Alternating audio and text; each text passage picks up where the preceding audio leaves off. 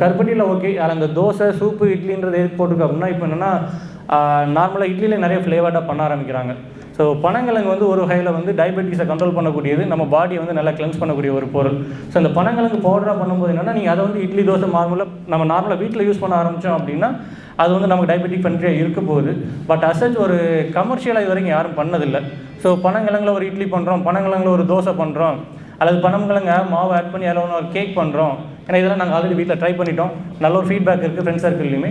So ஒரு business opportunity wise நான் already ஒரு ஹோட்டல் வச்சிருக்கேன், நான் இன்னும் கொஞ்சம் டிஃப்ரெண்ட்டாக பண்ணணும் அப்படின்ற ஒரு யோசனை இருக்குது. அப்படின்றதுல வந்து நீங்கள் பனங்கிழங்கு மாவு ட்ரை பண்ணி பார்க்குறீங்களா, ட்ரை பண்ணி பார்க்கலாம். ஸோ குவாலிட்டி வைஸில் நம்ம இதில் பண்ணலாம். ஸோ அதுமாதிரி கேட்ரிங் சர்வீசஸில் கூட இன்கேஸ் அங்கே கொடுத்து கொஞ்சம் டிஃப்ரெண்ட் ஆகும், இப்போ நிறைய வகையான இட்லிகள், தோசைகள் போகுது. ஸோ அதில் ஒன் ஆஃப் த இதில் கூட இதை ட்ரை பண்ணி பார்க்கலாம். ஸோ இது ஒரு சின்ன ஒரு இன்ட்ரோடக்ஷன். எதுவும் கான்டாக்ட்ஸ் வேணும், ரெஃபரன்ஸ்னா கூட எனக்கு ரெஃபர் பண்ணுங்கள், மோர் டீட்டெயில்ஸ் பண்ணலாம். ஸோ என்னோடய கான்டாக்ட் நம்பர் 78